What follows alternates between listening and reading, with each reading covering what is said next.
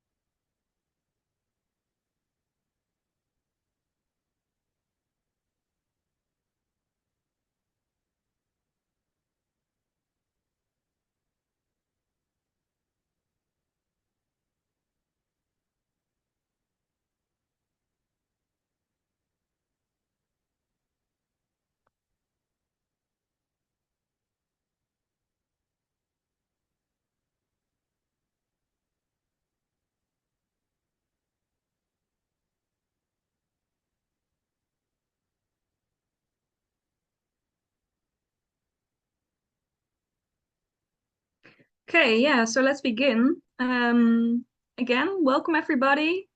Before we start, I just want to mention that this webinar will be recorded and posted on our website. I'm sure you all heard the lovely audio voice tell you that, but for anyone who doesn't want to be recorded, I advise you to shut off your camera. Otherwise, of course, I invite you all to leave it on, as this will give our guest speakers an idea of who they're talking to. My name is Marit Adriaanse. I'm your host today, and I am the coordinator of the archiving at podiumkunst.net. Very shortly, at podiumkunst.net, we support performing arts and performing arts heritage organizations in building, connecting, and sustaining their archives. We aim to do this through organizing networking events, offering professional development trajectories, and developing all kinds of helpful tools and workshops, among others, these Archiving for Dummies webinars. And with these webinars specifically, we want to provide a virtual stage to archiving experts and for performing arts organizations to speak about archiving from their own experience and share practical tips with you all. So today we are going to talk about implementing archiving into the day-to-day practice and workflow of your organization. Normally these sessions are in Dutch, but today this session will be in English, since we have two international guests today, and one of whom doesn't speak Dutch. But nevertheless, I'm very happy to welcome and introduce them to you all. First of all, we have Erin Lee among us, who is head of archive at the National Theatre in London and who has gained a PhD at the Royal Central School of Speech and Drama, focusing on how to archive the development period of productions. Welcome, Erin. And secondly, we have Thomas Peeters, who is coordinator of the archive at Opera Ballet Vlaanderen. Welcome, Thomas. Hi. Hi. They will tell you all about their experiences as leaders of the archives of two performing arts companies and share how to build up an archive in a smart and manageable way. We will start in a minute, but I would just like to say, if you have any questions during their presentations, please feel free to share them with us via the chat. My colleague Laura is with us today as well, and she will write them down. And in between the presentations, there will be some time to ask these questions and afterwards as well. But we might ask you to further clarify your question, but only if you want to, of course. Yeah, Erin, the screen is yours. Brilliant. Thank you very much. Let me attempt to share my presentation. Okay, can you see that okay? Yeah, we can see brilliant. Well, hello, everyone. And thank you very much to Marit and her team for inviting me to speak to you today. I will try and speak slowly. I know I have quite a broad Scottish accent, which people maybe aren't used to. So do slow me down if you can't understand me. what I'm going to talk to you about today, a bit about the National Theatre and its archive. I'm going to talk a bit about in-house theatre archiving and sort of the opportunities and challenges that that brings, and talk you through our records transfer processes at the NT. I'll then touch on my PhD practice that was mentioned sort of in the intro. I've passed my Viva in May, so it's quite recent. And I'll talk you through my findings and some of the recommendations that I'm taking to our executive committee next week. So this will be a little run through for me of how to present them. So firstly, I want to tell you a bit about the National Theatre of Great Britain and its archive to provide you with some context for what I'm going to be discussing. So the National Theatre's mission is we believe that great theatre sparks imagination and brings people together. Every day we strive to make the world a better place through theatre, entertaining and inspiring audiences around the world using our creativity, expertise and unique reach. We're your national theatre. You'll find us in theatres, in cinemas, in schools and online. And then the archive within that aims to document and preserve the history of the National Theatre and its ongoing activities, while interpreting that history and making it as accessible as possible. So the way we organise our archive is into three different sections. So we have a cultural archive, which is everything to do with our shows, and is probably the material people would expect us to hold as a theatre archive. So that's your prompt scripts, your costume bibles, your posters, programmes, photographs, and recordings of all of our shows. And we've recorded all of our shows since about 1995. We then have the business archive, which is everything to do with the running of the theatre as an organisation and as a charity. And that is by far the largest part of the collection.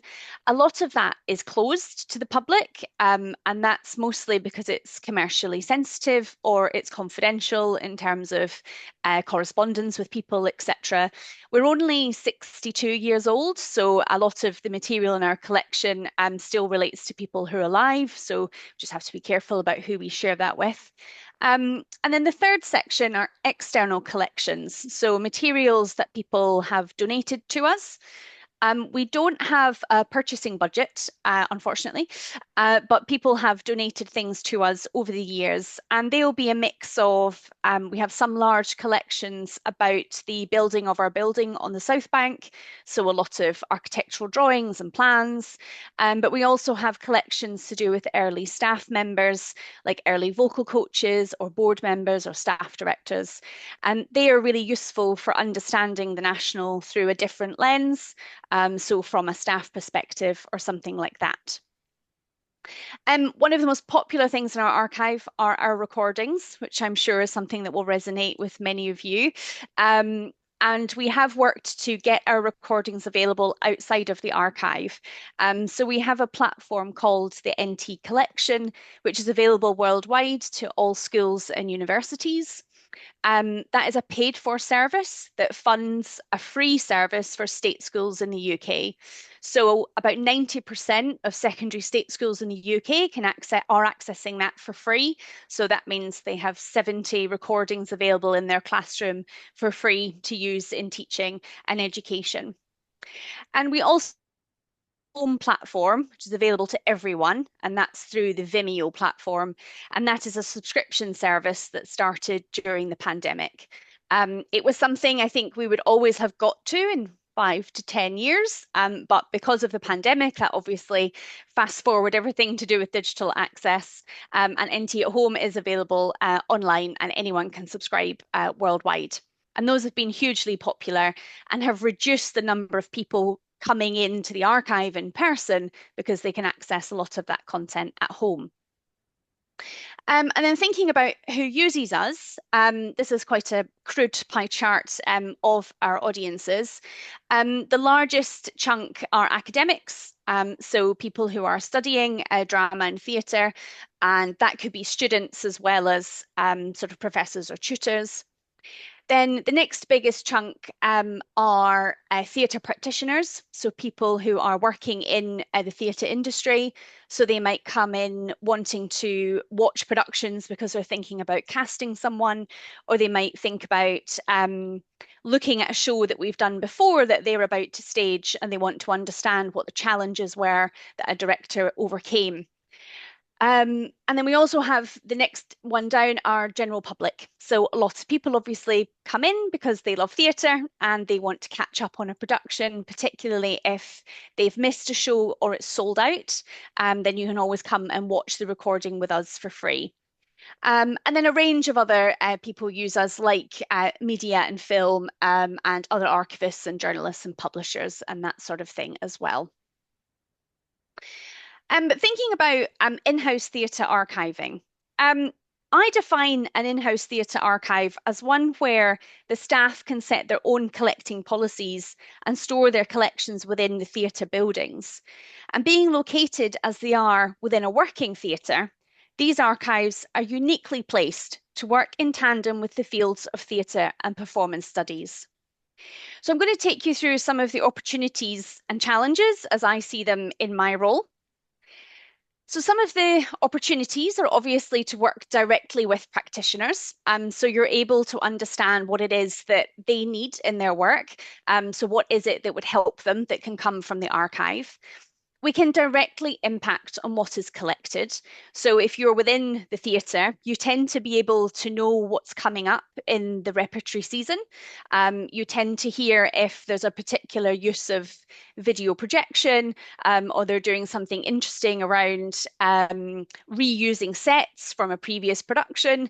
And so you can be involved in that process and ask them, oh, well, we need to be thinking about archiving this early on. And so you become part of that process. The archive can also be used for inspiration and in new work. So we are based within a building with the new work team, which means that we work alongside the people developing the plays for our stages. So plays can be in development for 10, 15 years, and we will be working alongside those practitioners in the same building. So they'll be able to come in, watch recordings, and look at the history in the NT, and that can start to form part of their creative practice. We're also used by most departments across the national, particularly, which we won't be surprised by, the kind of press, marketing teams, social media, who are in touch with us on a daily basis to be able to use content from the archive, but also to fact check a lot of what they're working on. Just yesterday, I was meeting with digital media because they want to start a series focused on archive materials and the stories that they tell in order to be evergreen content on YouTube, and start to bring in a revenue stream through the archive in that way. We're also used by a lot of technical teams, which does always surprise me a little bit. But like the stages team use us when they're looking at issues to do with the infrastructure of the theatre. So they were looking at flying a dragon's head in from the back of the circle all the way into the stage, and they didn't know the load-bearing weight of the chandelier truss in the Olivier roof. I didn't know the answer to that directly, but we were able to find it out for them, so they didn't have to go and employ a civil engineer and pay them thousands of pounds to give them that answer. And also the archive, I hope, is becoming part of the creative cycle of work. So thinking about how an archive can help inspire work, then how it's supporting the rehearsal process, and then how the materials can come back to us at the end. I think that's really key. But obviously, there are some challenges. As a working theatre, they're never going to prioritise the archive, particularly when it comes to staffing and budget. It can be very difficult to get time with practitioners. They tend to be freelance, so they're engaged with the theatre for a very short period of time. So how do you advocate for the archive when obviously their focus is very much on what's on stage? Internal visibility can be challenging again because you're not a production or a technical team. We're also based in a separate building to the main National Theatre building. Working with freelancers is always can always be a challenge, and every single show and artistic team will be different, so no one size or one approach will fit everyone. There's also a very fast turnover of staff at the national, and particularly in the administrative levels. So once you've set up a process, it then becomes quite difficult to reset up the process every couple of years as those people leave. So thinking about those processes, in terms of record transfer, we set up retention schedules with every department at the national, and that means having meetings with the administrators and the heads of department to discuss what it is that they create as a team and what it is that they want to be sending to the archive and what closure periods they might want to put on that content. And then we create something like this. I hope that isn't too fuzzy for people, but this is an example of the press department's retention schedule. So this lists out everything that they create, how they organize them, how they're going to deliver them to us, why we're keeping them, what format they're in, some notes, and then whether they'll be open to the public or not when they come into the archive.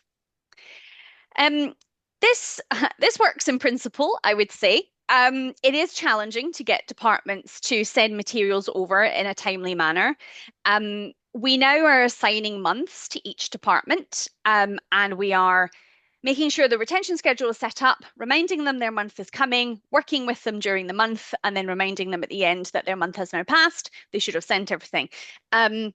We do find it challenging, particularly in a theatre where everyone is working to a very different schedule. In terms, some people are working financial year, some are working calendar year, some are working by the rep chart and by the seasons. So it is quite challenging to be on top of what's being created and who can send things to us when. On top of that, you're dealing with a lot of freelancers who will have left the National Theatre by the time the month for their department comes round.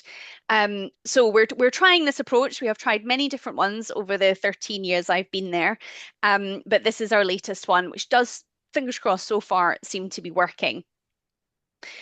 We're also at the point of trying to balance cataloguing of the backlog as opposed to the new materials that come in. It feels that the physical materials can wait a little bit longer to be catalogued than digital assets, but we've now been born digital for around a decade, so the backlog of digital is also starting to become a concern. We've updated our cataloguing manual so that we have a more holistic approach to cataloguing, regardless of format, and we're developing a cataloguing strategy to prioritise particular series and themes.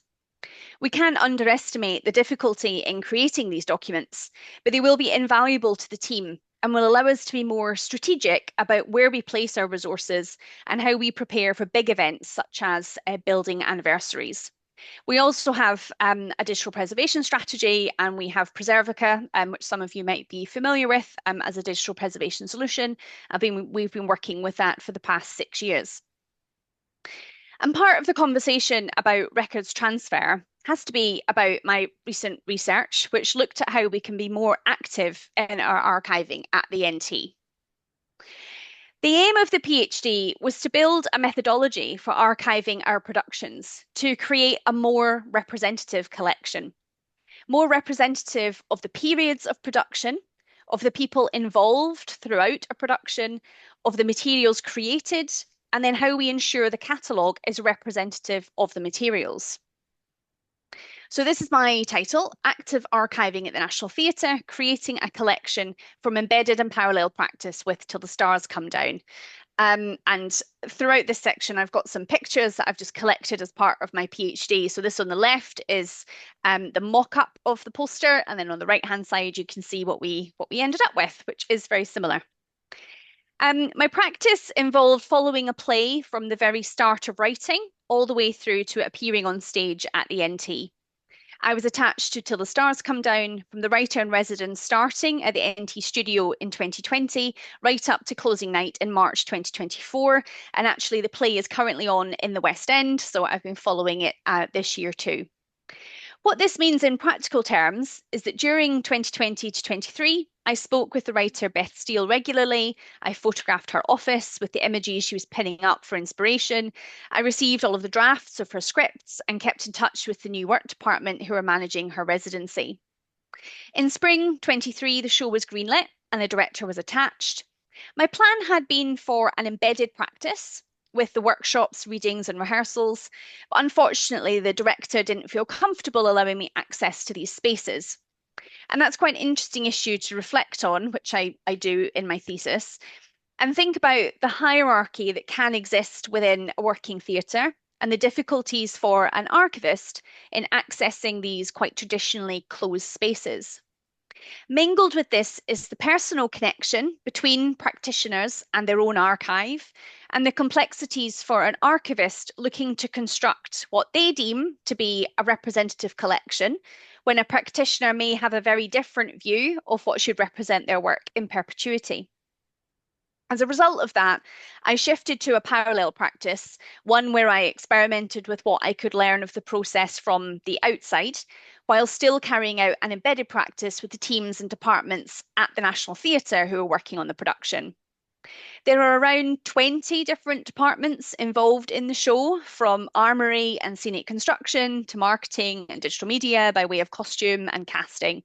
And this approach meant that I could focus on how to make an active archivist role sustainable and replicable moving forward long after the PhD is done. So just to give you a sense of what my questions were, how far can archival science be applied to a performance environment? How can an active archivist change what's archived from a performance? And how sustainable is the active archivist approach to in-house theatre archiving?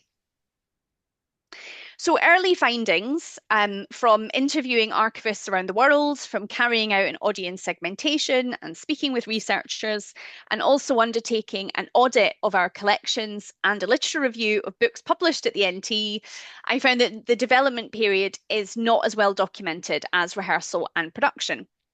I also discovered two areas that researchers were most interested in. So the development period and decision making, and audience reaction and reception. The latter fell outside the remit of my PhD, but the former was very much what I wanted to explore. So I managed to be embedded with the back of house teams, attending production, construction, and technical meetings, most of which went right over my head, I have to say.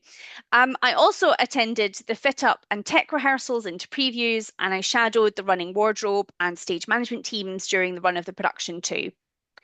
And for the parallel practice, we received workshop and research trip notes from the staff director, along with rehearsal diaries. And I also conducted interviews with the writer and the staff director the whole way through the process. In terms of materials collected, I've gathered over 1,500 assets, which can roughly be split into three different areas. The first are these, which are materials that NT Archive would have received anyway, such as rehearsal photographs and diaries. And then secondly, there are materials that I actively captured myself, so photographs, interviews, that kind of thing. And then thirdly, and this is the really exciting section, are the materials that I've identified as valuable for the archive, which were already being produced, but not sent to the NT Archive. And some examples of these are the sound and video department's recording of the production with the audio track of the deputy stage manager calling the show, another's audio described script for the production, and various other things you see there on the screen. So this practice has allowed me to build a methodology for improving what we can hold at the NT Archive, but in a manageable and sustainable way. In terms of recommendations, we've already made some changes to the way we work as a direct result of my research. So that's taken the form of improved communication with our researchers through a regular newsletter, as well as magazine features with unions. And in general, the archive's being seen more as a creative partner, as reflected in our most recent strategy plan, and as part of that creative cycle of a production that I mentioned near the beginning. I believe that further changes will be possible, particularly around relationships with practitioners, how we message the NT Archive to them when they join and when they leave, how we encourage collaboration, and how we break down those barriers and opacity of the workshop and rehearsal phases.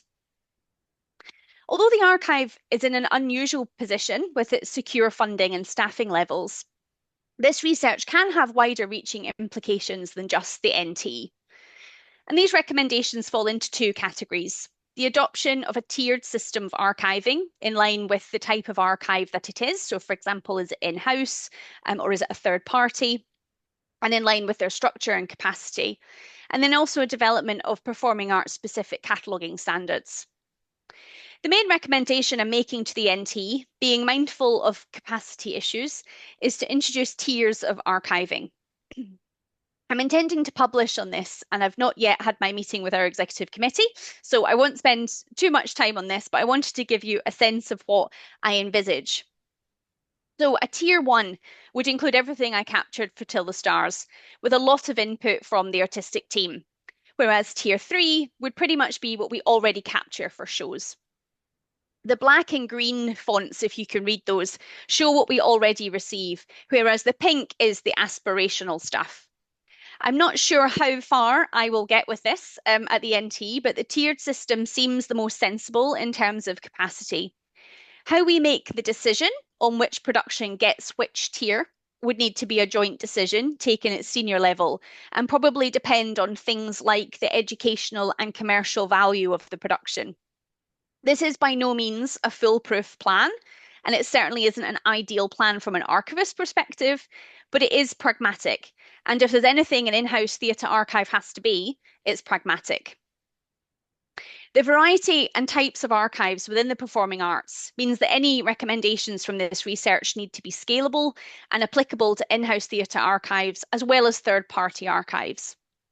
The tiered system that I mentioned could be adopted more widely. In-house theatre archives, whatever their size, could use the tiered system to explore the appetite for active archiving in their organisation and to what extent they're able to document the work that's happening.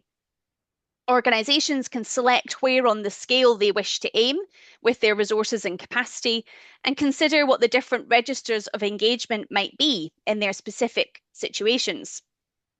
Smaller organisations may have less digital infrastructure to work with, which could cause issues around digital collecting and preservation. But being smaller, however, the staff of these organisations may be more able to build positive and meaningful relationships with practitioners and collect material from artistic teams more successfully.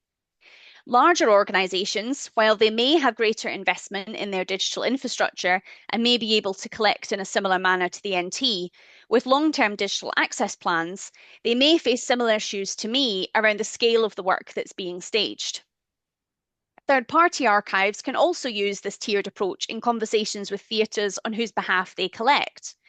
The archive staff within those third-party archives will not be as close to the productions and processes as archivists based within theatres. And so my findings related to what could be archived from the development process and how to construct more productive relationships with practitioners and how to position an archive as a creative partner within a theatre provide the basis for conversations with theatres about how to archive their work. Being at least one step removed from the organisations that they're documenting can make archiving this work more challenging than being an integral part of that organisation. This could be due to multiple factors, such as the opacity of the rehearsal and production processes, poor communication between staff and the third-party archive, distance from the artistic team, and potential commercial sensitivities. In that situation, the tiers of archiving can provide a useful reference point and model of archiving to build a more collaborative workflow with those theatres. And the other recommendation I had was around the development of cataloguing software and processes specifically to suit the requirements of the performing arts. From my work at the NT, I know of shortfalls in the cataloguing software and standards when it comes to cataloguing in performance. When I catalogued the materials for this show, there were challenges to providing contextual information, demonstrating the collaborative nature of records creation, and linking the names of cast, staff, and artistic teams to materials. The existing hierarchical and rigid structure of Axial CAM, which is the solution we use, together with international standards for archiving, prevent performing arts archivists from cataloguing in a manner they might wish in order to provide enough context for researchers. I'm therefore suggesting that performing arts archiving sector explore the potential for being able to link better between people and materials and making that a more realistic link to evidence that collaborative nature of theatre making. Taking as an example the Creative Archive of the John Latham materials, they have a unique classification system utilising an interpretation layer on top of the catalogue. There can be really productive work done to create a more malleable cataloguing software, which allows more cross-referencing and cross-searching. And that would provide a research experience that's more representative of the people and the processes involved in creating a production. So I hope that's outlined to you the ways in which we work at the NT and the direction in which we would like to proceed in the hopes of creating a more representative archive of performance of and for our artists. And I do hope that some of that will be applicable to others in the sector, whatever their scale or their capacity. Thank you. Thank you so much, Erin, for this insightful presentation. Yeah, there is one question in the chat already, I see. So there's this quotation, the rehearsal photos are open. The question is, to whom are they open? The general public or only the researchers? And what about the access rights when a production has reprises? I'm not sure, Monique, do you want to say something more about this?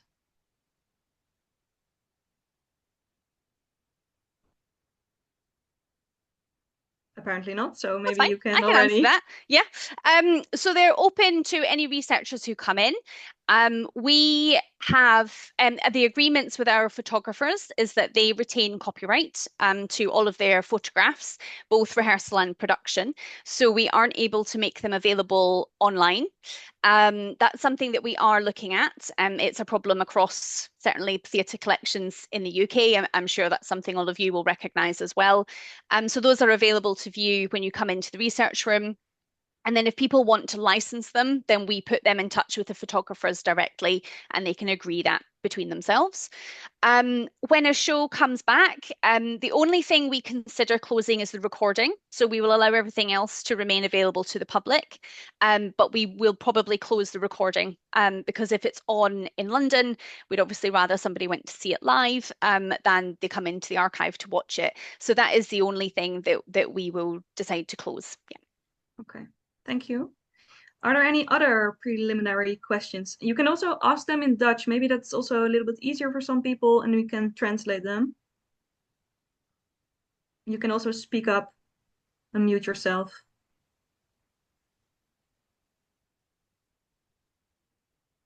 I believe not. So, okay, then we'll go over to Thomas. Thomas, you can share your screen.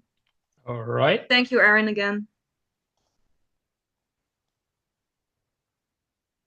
That should do it.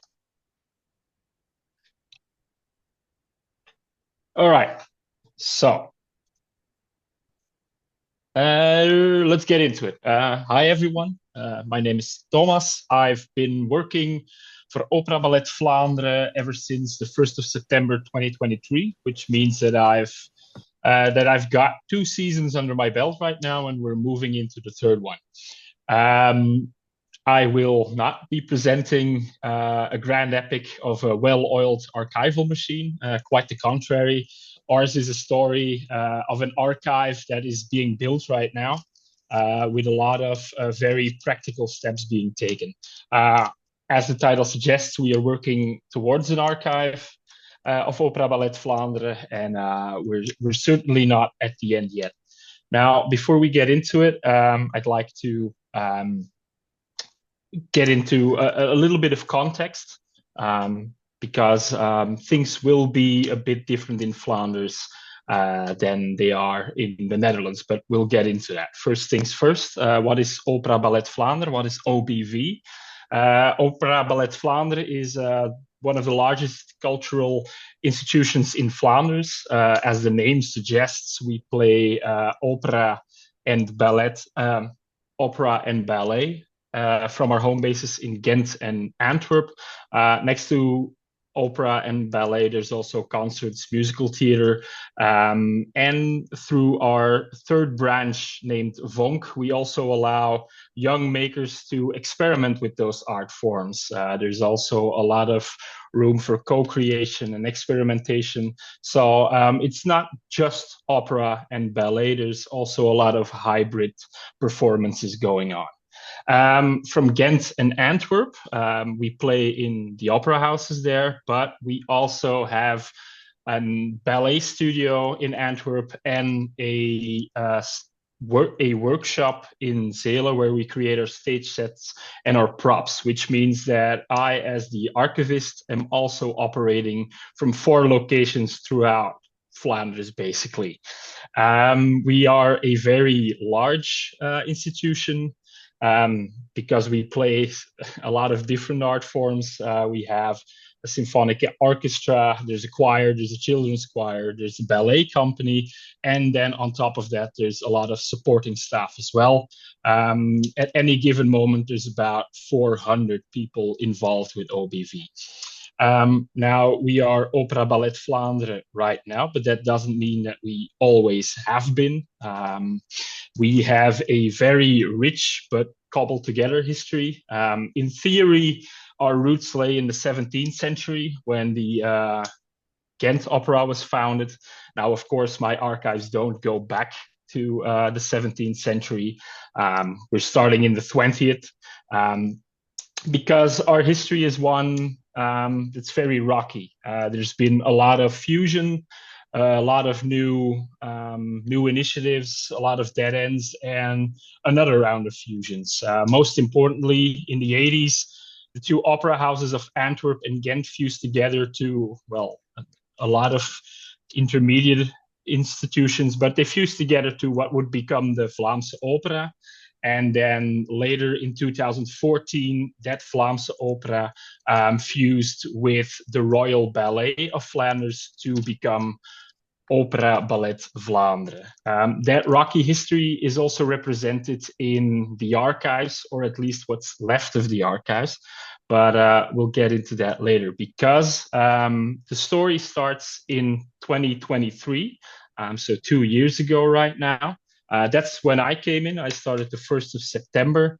And starting that 1st of September, we immediately got into creating a game plan for the archives. Because despite not being the first archivist or coordinator of the archives at Opera Ballet Vlaanderen, it was an archive that still needed and still needs a lot of work.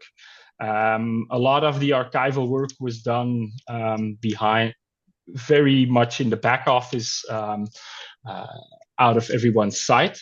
And I tried to change that by working towards a comprehensive vision note. And to avoid my colleagues that are very much not archivists, to avoid them checking out from the moment I started, I tried to build that game plan by working with 3 central questions and avoiding as much specific archival jargon as possible to keep it just comprehensive for everybody. We started working around 3 questions, very simple. You can see them right there. It's what do we want? What are the expectations? What are the obligations for an archive of Opera Ballet Vlaanderen? After we know that, we started working around the question, what do we have in-house? What of all those years and centuries of being an opera and a ballet house is still left in-house?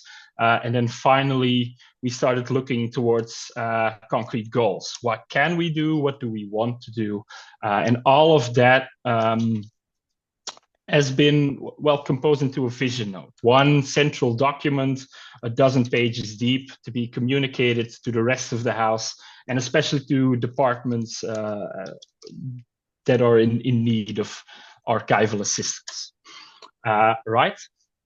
And it's that vision note that I'm going to share with you today. We're going to go through all 3 of those questions, what have we been doing around all of them, and what we're doing right now to work towards that archive of Opera Ballet Vlaanderen. So without further ado, let's get into it. The main question was, what do we want of the archives? Because despite there being an archivist, there wasn't a lot of policy. Things were being safeguarded, but there wasn't a lot of thinking process going on. So I started my new job by going into conversations with a lot of colleagues and determining what we needed to do and what they wanted us to do. Now I'm saying colleagues because, well, my first focus is building an archive that supports the house, that supports internal mechanizations, but that's not everything. And this is where we differ from the Netherlands. Maybe we have a couple of obligations towards the government. Since Opera Ballet Vlaanderen is a structurally subsidized performing arts company, we are bound to what is called the arts decree, the Kunstendecreet in Dutch. And I think it's the 15th article or a sub-article of Article 15, where it is stated that when you are a structurally subsidized company, you are obligated to take good care of your archives. Now, that is obviously a very broad statement, which can mean basically anything. But luckily, we're also supported by Project Tracks. And Project Tracks is kind of a joint venture between the government and the archival sector, just to keep it short. And they determine 6 basic care guidelines that we are supposed to meet. They go from having a policy in working order, having one of those vision notes, to making sure that you are structurally and safely guarding your archival material, all the way up to having an exit strategy for your archives. What if you can no longer take care of them yourself? Is there an archival institution that is willing or able to take in your archives for further keeping, right? The government is, of course, our main obligation to the outside world. But next to that, there's also the public. Our archives are by all means closed at the moment. There's still too much work to be done. But despite being closed officially, and despite being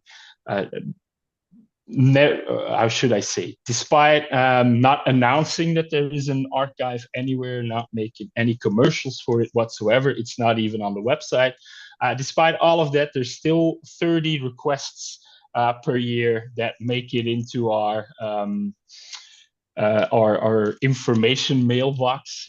Those are the hardliners of people that have questions on opera in general in Flanders, and they try to ask us for more info. What you see here on the left of your screen is one of those requests that came in. It kind of shows what makes it to my mailbox anyway. It was a postcard that somebody found with their mother, and it mentioned a singer called Mary May that used to sing for the Vlaamse Opera. And then the big question came, what can you, the archivist of Opera Ballet Vlaanderen, tell me about this singer? Obviously, at this moment, there is nothing I can tell them about it because the archives are closed. But still, you know, it's apparent that we have an obligation towards the public as well in the long run to make the archives open to anybody that's interested, and especially for the older material. Now, next to the government, next to the outside world, like I said, my main focus is getting an archive up and running for internal reuse for the house itself. I consider the archive a supporting cast of our core business of playing performances. And those expectations in-house, I figured those out through a lot of conversation with my colleagues, both formal and informal conversations. Despite ours being a broad house, despite talking to all the colleagues throughout the house, both technicians, the artistic personnel, you name it, I spoke to them. Despite it being a very broad stroke, there are a couple of red through lines that came up. At first, and that was very confronting, There was no clear view of what the archive does, the archivist does, why we need it, and furthermore. So ever since the 1st of September, I have been on a never-ending PR campaign for archive and archival work, just in very plain terms, expressing what I am doing, why I'm doing it, why we need to do it. But besides that, there's a clear wish for easy access and reuse. At the moment, our archives are pretty much in disarray, very hard to access, and people just want clear lists, clear inventory, need to know what's in there and see what can still be used. Since we are a house that plays from 4 or works from 4 different locations throughout the country, there's a clear need for digital access. All our digital-born material is on shared drives that can be accessed through Google Drive at anywhere, anytime, and they want the archive to be the same in the end. A final thing that came up is that, and that it's kind of connected to not knowing what the archive does. People have a hard time determining what needs to be kept in the archive and what they need to keep at the end of every performance as well. So there's a clear need for practical support from the archives into daily practice.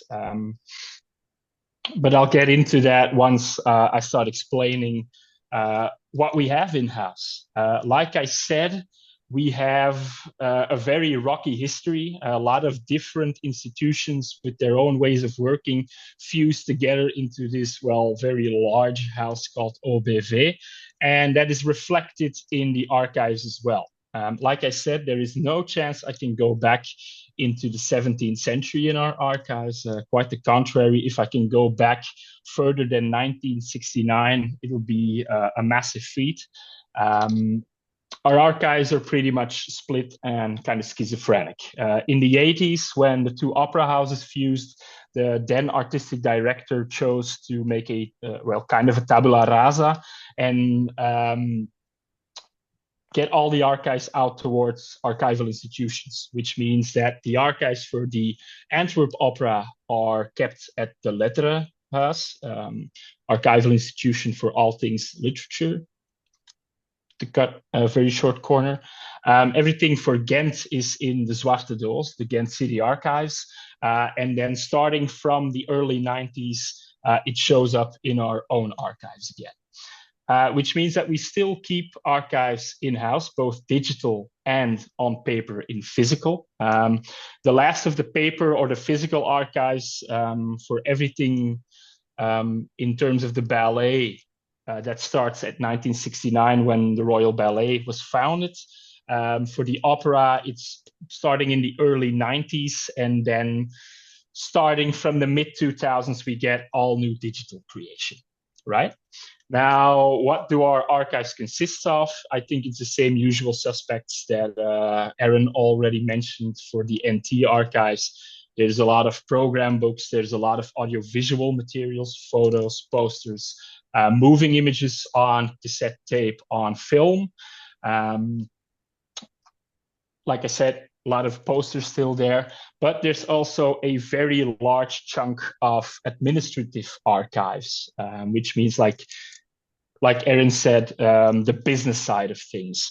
If I put everything next to each other, I have about a running kilometer of physical archives left that I need to pick through, because as you can see, everything is still in moving boxes.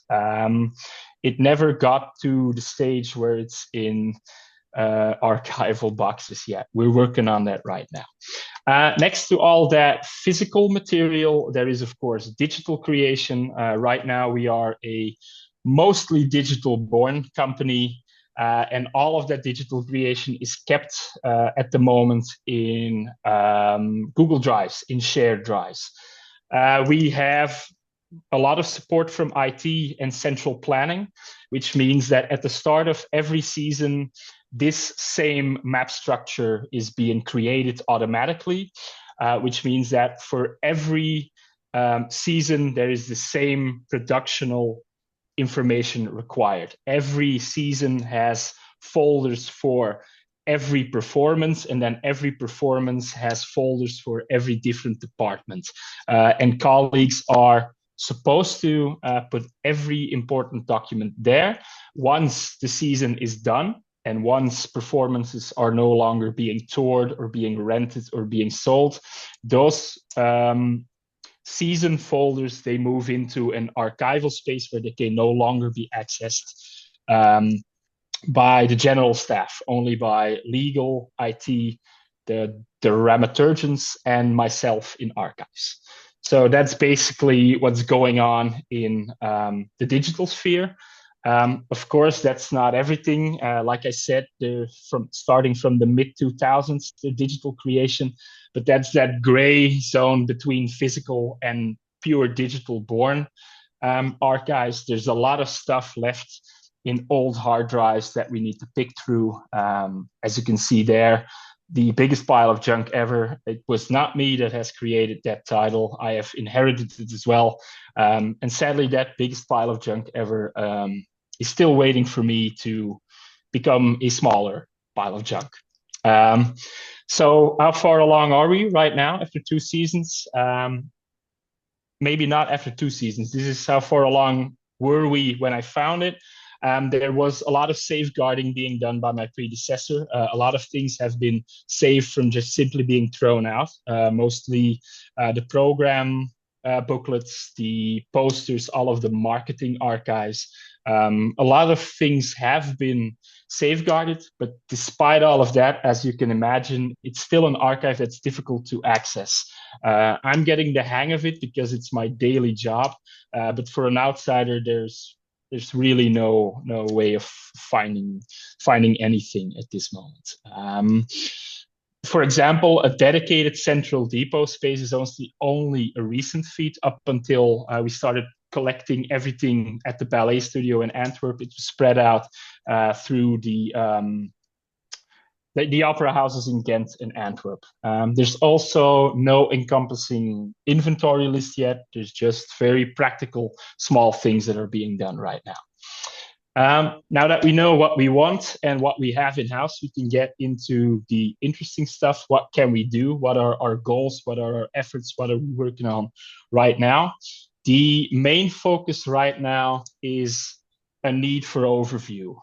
We need to know what's in there and we need to start selecting. My focus right now is on the historic physical paper archives. I see a little bit of Dutch has snuck into my presentation, but there's a clear need for overview and access to these archives. As you can see, it's still very much work in progress, but we're working towards sustainable safeguarding of the material, which is one of those basic care guidelines, right?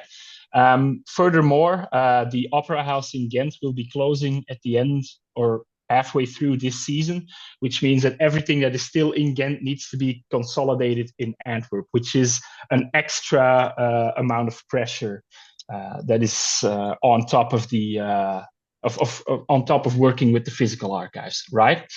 Now, of course, what about the balance between all the old material and what we're creating right now? Like I said, the old historic material has been in disarray for a very long time. And it's my idea that once I pick through them right now and do it well straight away, it never needs any attention ever again, to be very broad with it.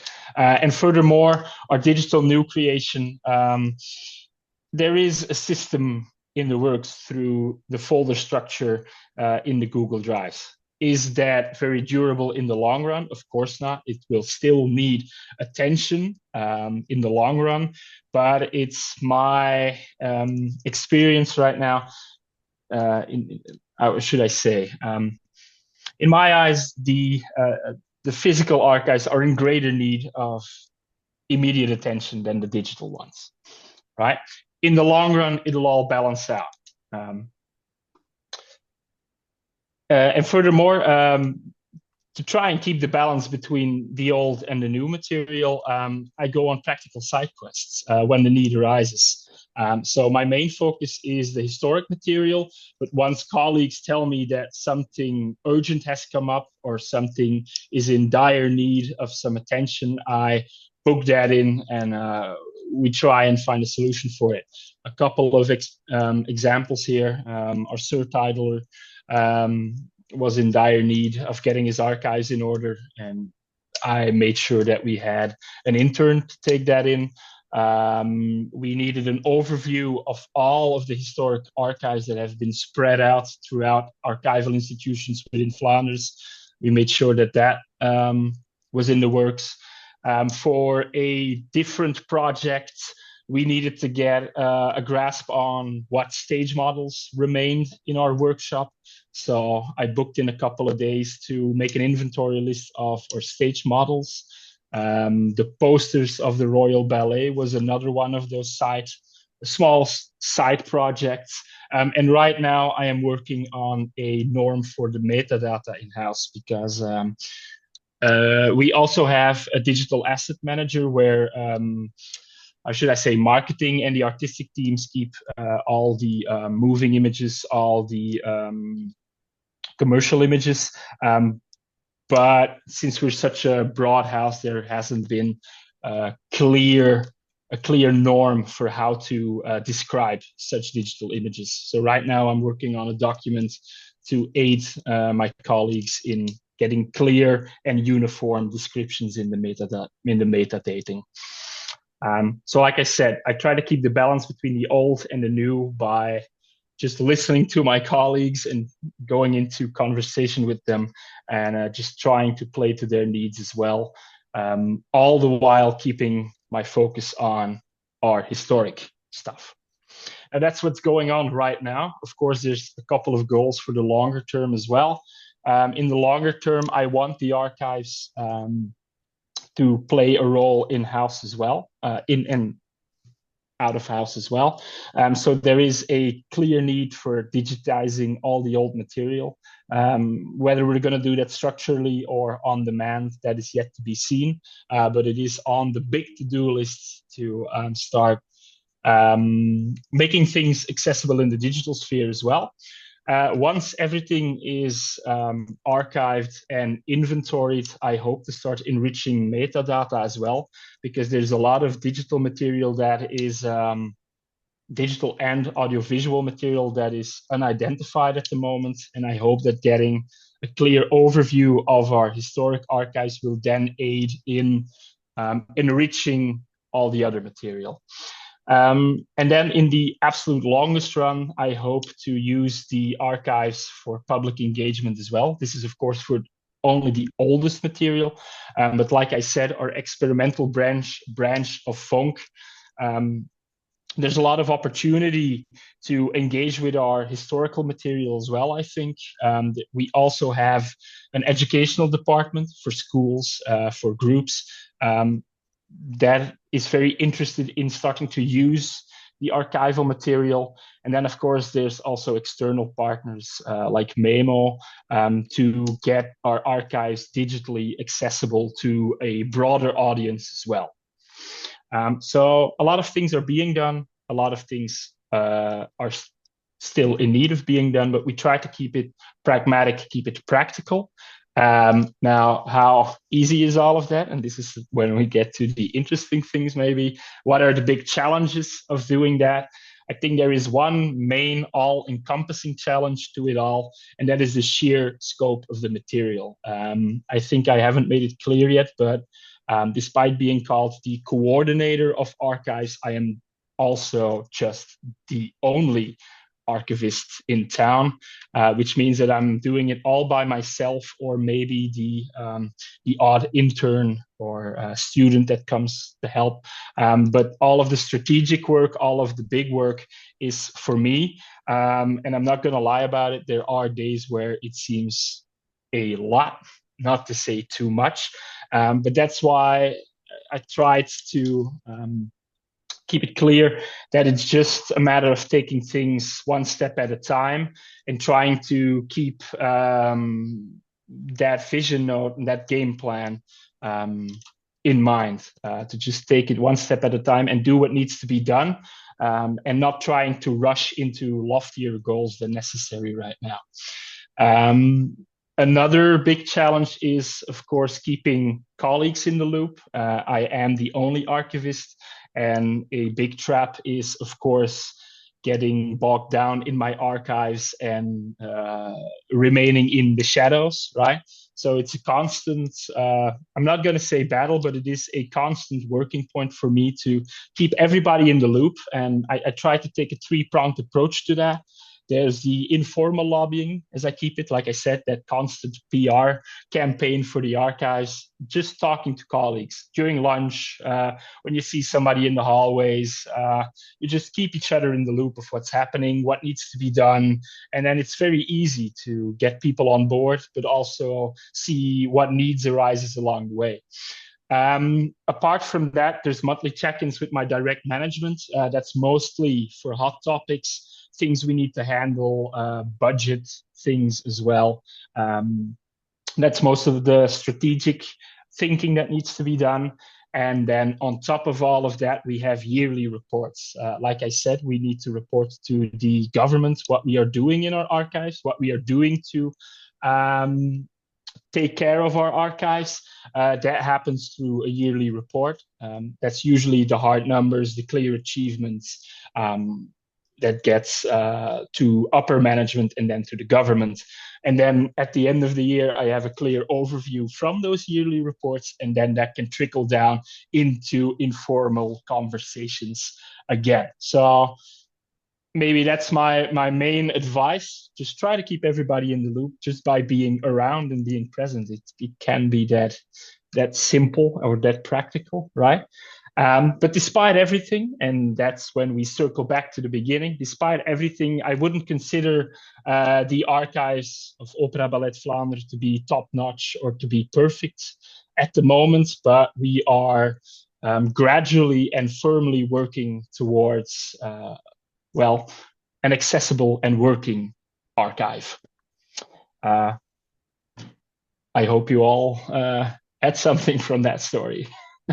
Thanks for the attention anyway. Thank you so much, Thomas. Yeah, I'm sure everybody got something out of that as well. It's a fantastic insight into your experiences and practice. We got a question on making the archive visible to colleagues, but I think you probably shared most of that in your last final bit of the presentation. So I hope this question is answered by that. But I see another one coming in right now. Question for both Thomas and Erin. As I understand, NT and OBV both have one or more employers specifically for archiving, but in the Netherlands that's pretty rare. As far as I know, there are no companies in the Netherlands who employ archivists. What would you recommend these smaller companies? What should be the first step, knowing that the archiving has to be combined with the day-to-day hectic practice? Yes, this is a very important question indeed, I think. Mm-hmm. So do you have any specific insights on that? Yeah, first of all, I can imagine that we are very lucky to have somebody dedicated for the archives, and I'm fully aware that that is absolutely not the case in most companies. As such, I don't have a lot of experience with combining my day-to-day job with other responsibilities in the artistic realm of our house. But I think everything starts with getting a clear view of what you want from the archives, because it can be very compact and it can also be very lofty. I'm talking about getting our archives open to the general public. I don't think that is completely necessary for everyone. But it starts with knowing what you want from the archives and then seeing what can practically be done in-house by who and when as such. So yeah, like I think it's just as dumb as getting a game plan. Yeah, I can pick up from there. I mean, we were very fortunate that certainly in the UK, you know, quite a lot of theatres have their own archivists and teams of archivists. I'd say one of the things is getting archive requirements into job descriptions, and that's something that we're trying to do at the moment with the kind of administrator level trying, for the records management perspective, trying to get it recognised by HR or by your personnel teams as part of somebody's job. So as long as it's in a job description, they kind of be held accountable for it, is then seen as a core part of the business. Another thing that happens over here that's really useful is that our national archives, they have something called the Archives Revealed Grant, which is like a scoping grant. So quite a lot of theatres, when they're sort of not sure what they want to do, they've found some stuff, you know, and they don't know what they want to do with it. They can bring in a consultant for a relatively short period of time to carry out a bit of an audit to say, you know, this is what you've got.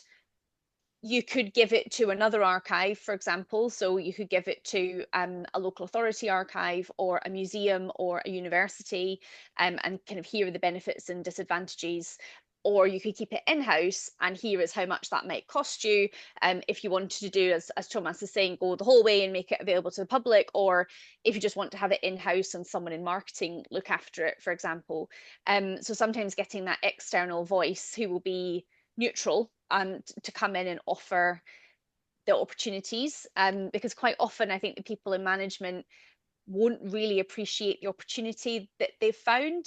So I think getting someone in who maybe has expertise in the archive world to lay that out for them can be quite useful. And I also find, which is quite a depressing thing, sometimes an external voice is listened to a bit more than an internal voice. So if you bring someone in who's a kind of recognized consultant, that can sometimes back up your case. Yeah. Yeah. Yeah, I might like to add one thing. Sure. Once Erin mentioned consultant. I don't know what the situation is in the Netherlands, but in Flanders we have more than one supportive organization that's there to help you with such questions. In Flanders, it's Semper, which is translated to Center for Music and Stage Heritage. So for smaller companies that have questions on archival matters, there are professionals from the sector that are there to help them free of charge as well. There's also, I don't know if everyone here will be familiar with SIBMAS, which is the sort of International Performing Arts Network. And that's always really useful for meeting like-minded people who might not necessarily all be qualified archivists, but they are people within their organization who have responsibility for an archive. And they have conferences every 2 years, and you know, newsletters and that kind of thing. So that can be quite helpful as well. Yeah. Yeah, and I also would like to add to that, of course, if you have a question, you can always come to us as well at podiumkunst.net. We can try and answer your question or redirect you to the company that can answer your question if we cannot ourselves. And for example, indeed, there are also organizations like NDA who can help you, especially with digital archives. Yeah. Thank you for sharing as well the link to SIBMAS. I see there's another question in the chat, or maybe Erica, is your question answered by this? Yes, okay, thank you. For Erin and Thomas both, how do you feel about shared archivists, people that are specialists in theater or music broadly, but not specifically for a company? Monique, do you want to say something more about that? No. Yes. Oh, Okay, yeah. here I am. Yeah, I had to unmute myself. Unmute. Well, this is actually what we are. I am from podiumkunst.net, so this is something we are actually looking at the moment, because all the smaller companies, they don't have archivists. I only know of one person from National Opera Ballet in the Netherlands. So we are thinking, can we maybe supply people who know more about music or a certain field in music, like classical music or jazz or whatever, and that we can support several companies with them instead of having all exclusively associated people. Would that be something that's feasible or makes sense? Would they be archivists or sort of, you know, as well as being sort of theatre or music specialists? Well, whatever detailed specialists you need for Yeah. specialist companies, yeah. I think that would be great. I think somebody who's got a site over multiple companies would be incredibly helpful because you can take learnings from one to the other. I think the American Theatre Archive project is quite an interesting one to look at if you're not familiar with them. That they have a it was a project they did a little while ago, and they've got a great website with quite a lot of resources on it. But they were looking at people who are already working within a theatre archive and how they could go out and act as consultants for other theatres who were looking at developing their archive. And so they would begin to get kind of specialism across the whole of New York, for example, with multiple different companies. So I'll put a link to them in the chat because it is quite a small world, theatre archiving. And I appreciate there's maybe more theatre archivists in the UK than you might have in the Netherlands, but even for us, it is still a small network. So everybody tends to know each other. So having people move between companies is quite common here in terms of fixed term contracts and things like that as well. So yeah, I think that would be helpful. I wholeheartedly agree. Anything is better than nothing, of course. So if that provides a first step for a lot of smaller companies, then I don't think there's anything to argue with it. Okay, thank you. Yeah. Thank you so much. Are there any other questions for Erin and Thomas? You can also unmute yourself and speak up if you'd like to.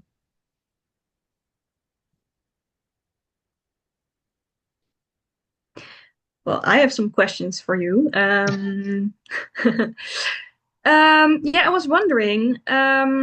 So you mentioned both of the organizations you work at have a very long history as well, and a history of fusions of different companies. So how do you go about situations where you don't know the origins of an object in the archive? Has that ever happened to you, and what do you do in those situations? At the moment, I have more than enough work with things that I do know the origin about, which means that once something comes up that seems quite exotic for the company, I simply put it aside for a later time, which is a very cheap way out right now.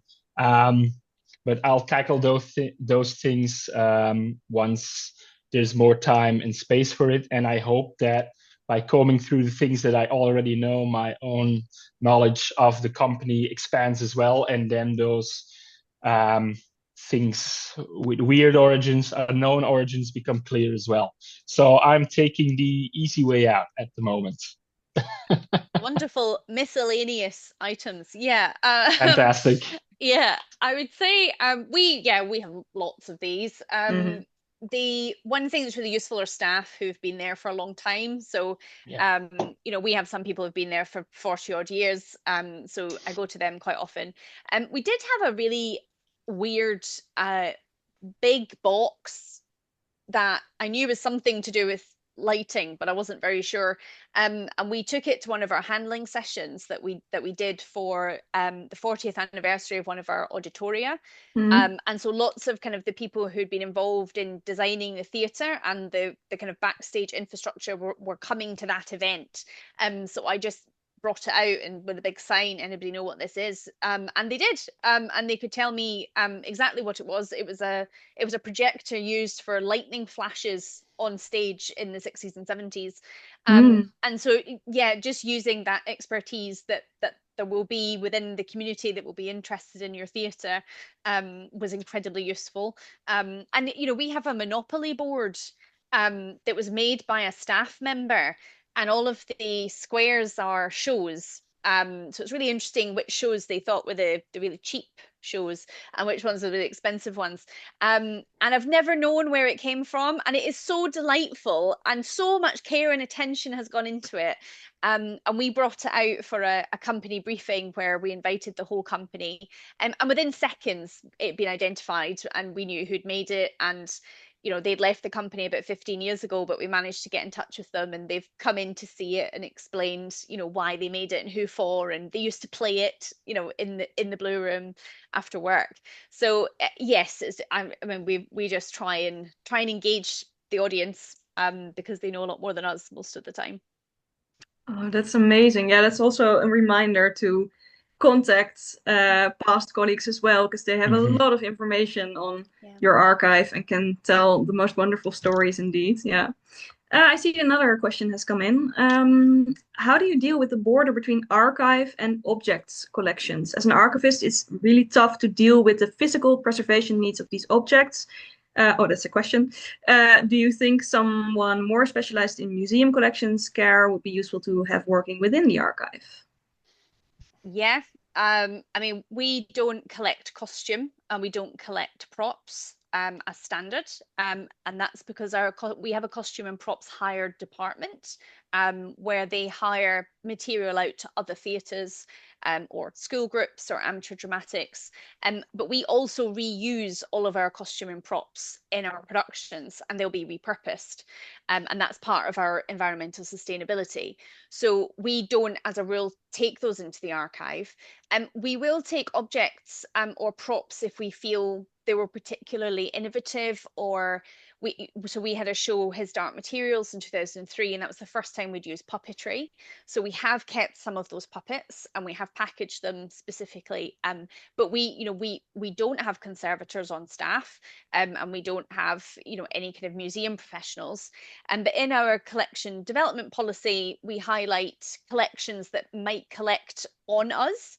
So for us, the V&A, so the Victoria and Albert Museum, they have a theatre and performance department, and they may well collect costumes or props that we aren't able to take in, and that's absolutely fine. And we will be able to direct our researchers to them, because it isn't just about conserving, which is obviously really important. It's also about access. We don't have enough space to give people access to, like, the warhorse puppet of Joey. Like, he's a whole horse. I don't have space to put that anywhere or get him out.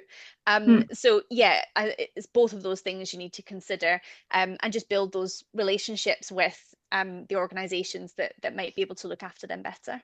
Yeah. Yeah, likewise. I learn a lot from colleagues in other institutions when it comes to highly specialized things such as this. But otherwise, most of our objects are being kept in the workshop in Zeelen. And my technical colleagues are usually very professed in handling the how should I say, the material that they are creating themselves. So I often fall back to just my technical colleagues when it comes to handling objects. And when it's something that is so out of bounds that I don't know what to do with it. But otherwise, I think, again, anything is better than nothing. And when it's being kept on random pallets in the workshop, I think it will always be better what little I do to it, right? So again, it's just very pragmatic with me. We try to do our best, but it's a difficult line. Yeah, I can imagine. I also believe Project Tracks has a specific page as well on costumes and other objects, care for those miscellaneous types of objects as well, indeed. So exactly, if you need any information on that, you can always have a look there as well. I see we've passed 4:15, so I'm gonna ask again. Are there any final questions you would like to ask Thomas and Erin? I believe not. So then we're gonna close this wonderful session. Thank you everybody for the questions you provided, and Erin and Thomas for providing answers as well. As a closing remark, I also want to bring to your attention again that this session is shared on our website, and here you can find many more sessions like this on various topics, such as digitizing, documenting, improving your archive with metadata. All these topics we also touched briefly on today. And we also have a knowledge base where we refer to various sources from other organizations, just like Project Tracks, as well as our own. And my colleague Lara is sharing the links for these now. For now, thanks again for Erin and Thomas for sharing your knowledge and experiences with us today. And thank you, Laura, for helping me with keeping an eye on the chat. And thank you to all the participants for being here and your attention and your questions. I hope you all have a lovely rest of your day. Thank you. Thank you very much.